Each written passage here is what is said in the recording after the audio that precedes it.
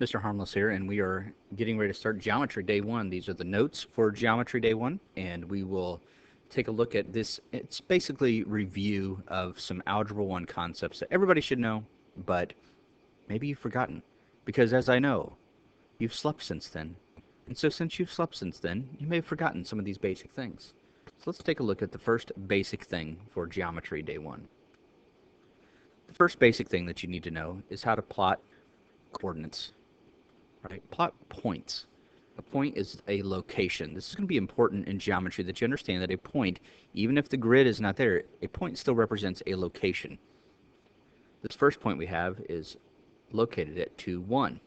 Since it's on a grid, we've got the x-coordinate, which is horizontal, the y-coordinate, which is vertical. The x always is the first coordinate, the y is always the second coordinate. So when we look at a point, we're looking at this first number, and that's telling us where it's at on the x-axis. So on the x-axis, positive numbers go this way. So this is 1, 2, 3, 4, 5, 6, 7, 8. Going to the left would be negative. Negative 1, negative 2, negative 3, negative 4, negative 5, 6, negative 7, and negative 8. On the y-axis, this is going up and down. Now, before I do this one, remember, our x-coordinate is 2. That means this point, G, is somewhere along this line. It's at 2 on the x-axis, meaning it could be up here, it could be down here, but it's somewhere over here. It's not over here. Nowhere else. It's got to be where this 2 is at. Okay, but the 2 extends all the way up, all the way down. These are all the places where the x is at 2. This is why we need 2 coordinates. On 2-dimensional space, we need 2 coordinates. So the second coordinate tells where it's at this way. So on the y-axis, the positives go up,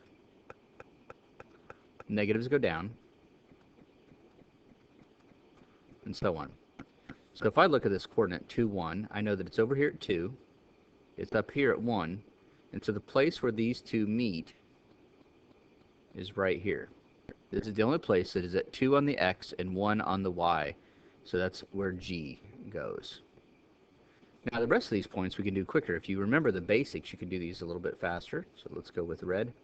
For h, negative 4, 3. So we're going to go to the x-axis to negative 4, the y-axis to the 3, and the place where negative 4, 3 meets, right there, so that is going to be our point H.